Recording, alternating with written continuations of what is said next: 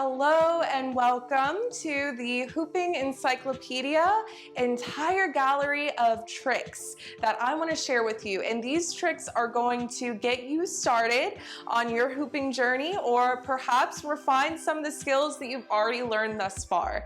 So before we dive in, I just want to take a moment and explain some differences between the kinds of hula hoops that you may have and which hoops that I would recommend for this entire series of videos. So first off, since this is a waist hooping tutorial, I want to go ahead and give you the right height hoop for anything that's on body. So any on body tricks that we're going to be learning in this series, you really want to make sure that you have a bigger size hoop that comes from the floor all the way to about the navel. And the reason I recommend this is because this is going to give you a lot more space inside the hoop to work with. You'll have more reaction time to bring the body connection points to the hoop connection points, and you won't have to actually move the hoop as fast around the body in order to sustain it in a horizontal plane. So what I mean by that is, for example, we have some other sizes over here.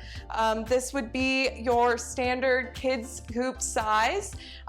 So obviously it's a little bit smaller, and you can imagine that just having a smaller hoop around the body means that there's less room to work inside the hoop.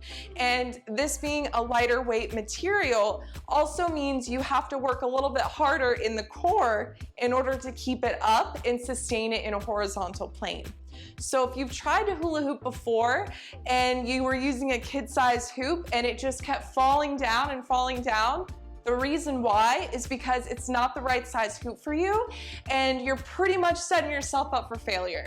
That's why I like to custom make hoops for everyone's specific height and weight, because that way you really are setting yourself up for success from the very beginning. So we have a couple other sizes here, and as you can see, these are significantly smaller.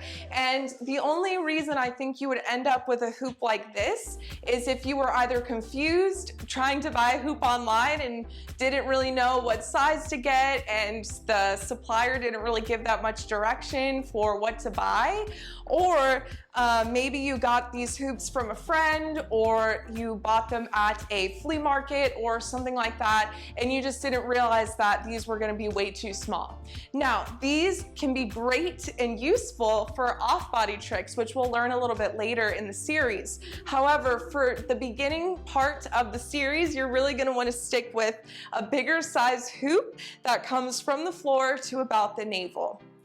So let's go ahead and get started with waist hooping. And we'll start right away with the hoop right around the waist. I recommend having the feet about hip width distance apart just to start. Soft bend at the knees. And walk the hands in a bit here so that your arms aren't super long and drawing out forward, because this is going to make it really hard to actually push off from the beginning and get a good rotation. So you're going to want to walk the hands in, and this will give you a lot more control over the first few rotations of the hoop. So imagine that the hoop is grazing just alongside the small of the back, and it'll graze across right underneath the navel on your waistline. Okay, so you can stand with the feet a little bit staggered. There's a few different ways to do this in the beginning, and this is going to be my first recommendation. This one seems to be a lot easier for people to get, and it requires a little bit of a forward and backward rocking motion in the hips. So instead of thinking about drawing a circle with your hips, like, people call this the hula hoop, and, I'm sure this is a dance move somewhere, and I understand where it gets its name, but also this is not the motion that you do when you're inside a hula hoop. It's just not sustainable, and in reality, there's just no way to do that at the same time with the hula hoop the entire time. So instead of thinking about always having to be in contact with the hoop in a circle, you just want to find these two hip points, and those are going to be your main contact points for the hula hoop. So let's go ahead and start by just giving the hoop a gentle push and letting it go in and around the waist. And as you're doing this, you'll pulse forward and backward. And you can imagine these two hip points being at the very front on the hip bone and in the very back on the small of your back. And you can use your index fingers and slide them in just to feel the connection points a little bit better. Oftentimes it's easier to feel with the hands because these are often what we experience the world with a little bit more than our hip points. So we have a lot more awareness in our fingertips, in our palms, in our wrists. So it's a lot easier to experience the sensation of the hip points when you use your fingers. So I invite you to give that a try. So it's just a forward and back pulse. So you're not moving side to side here, you're not trying to swirl in a circle. You're just moving back and forth, back and forth, back and forth. And you just want to find that rhythm, find that beat with the hula hoop itself.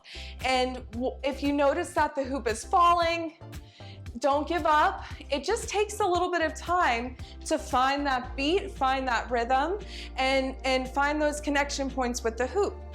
Something else you may try is to switch up the stance, perhaps using the other foot in front this time. And I even invite you to rotate the hoop in the opposite direction. The reason why I say this is because nobody told me to do this when I first started hooping. I didn't have any guidance and I just pretty much learned on my own. And so I had no idea that I was actually doing damage to my body by just going in one direction over and over again. Well, what happened is after 2.5 years of just going in one direction, I ended up developing muscle imbalances and discrepancies in my body, which then led to pain and tension and soreness and a whole lot of other problems that I don't recommend for anyone. So in order to avoid that, I'm telling you now from the beginning, anytime you learn a trick, always learn it in both directions. You can learn it on your dominant side first, and then you're just gonna wanna switch it up and then move in the opposite direction. Even if you don't get it right away, just the act of moving in that direction is really gonna help you in the long run. So let's go ahead and give it a try. So stagger the feet about hip width distance apart, 1 foot forward, 1 foot back. Draw the hands in a little bit closer to the body. Lift the spine up, let the heart be open and the shoulders broad. And then you just give it a little push and find those two hip points. One pointer finger in the front and one in the back. And it's just a forward and backward motion. Forward and backward pulsing. And then you just find the beat. And eventually, you'll be able to keep it up for a few minutes. And then after that, you can progress from there, maybe 5, maybe 10, maybe 15 minutes. And this is just such a great exercise for the core. It's gonna really help strengthen the abdominal muscles, the lower back, even the glutes have to work a little bit here to keep the core muscles stable as well.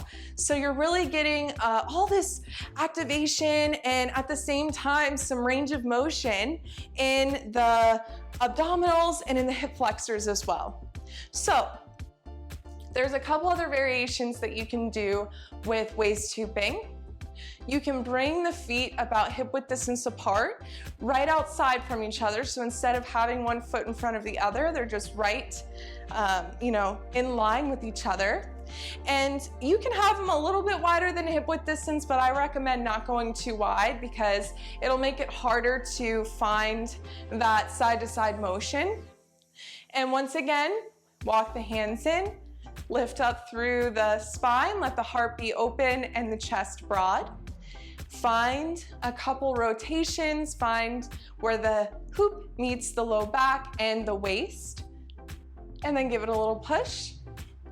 And this time, the two hip points are side to side.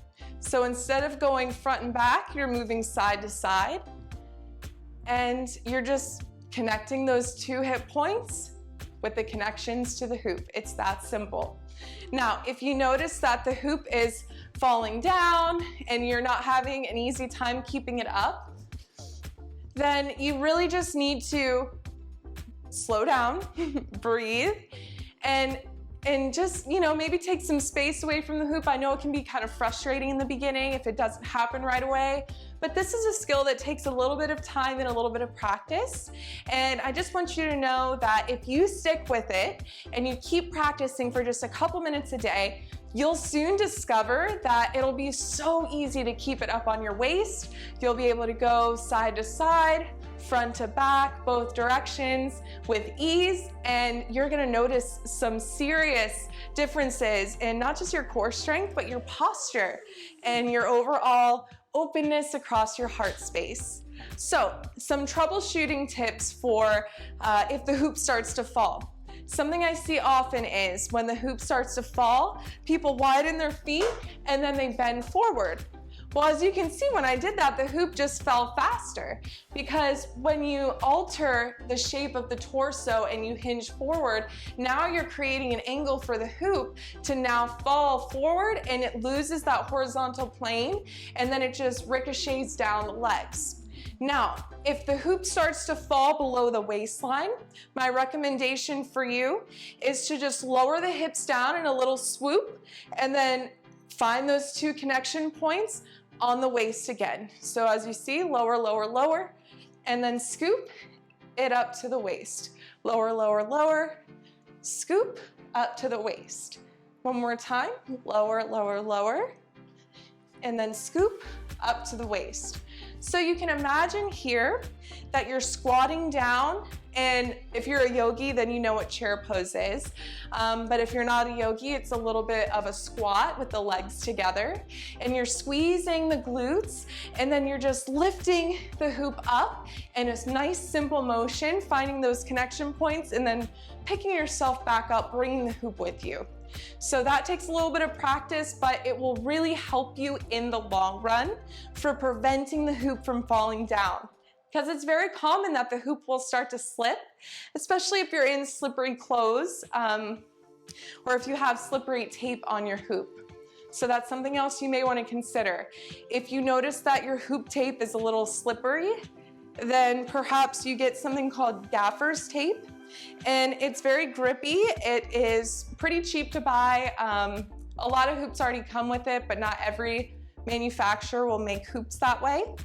So it's nice to have for learning the on-body tricks. And then another recommendation would be to hoop in a little bit less clothing, because if you have the skin connecting with the hoop, it's going to be a lot easier for the hoop to stick up and it won't slide down. So that would be another recommendation, is to hoop in like a sports bra or your bathing suit, or if you're a guy and you're hooping, then just take your shirt off, because you can do that. So yeah, that would be very helpful, I think, in the beginning, just to find those connection points. So I hope this has inspired you to at least practice for 10 minutes a day. If you can commit to just 10 minutes a day for going through these tutorials and learning something new, then you'll really be surprised at how fast that you're gonna learn everything and incorporate this flow, not just in the hooping, but also in other areas of your life. So I'm so excited to share with you the next tutorial, and I'll see you then.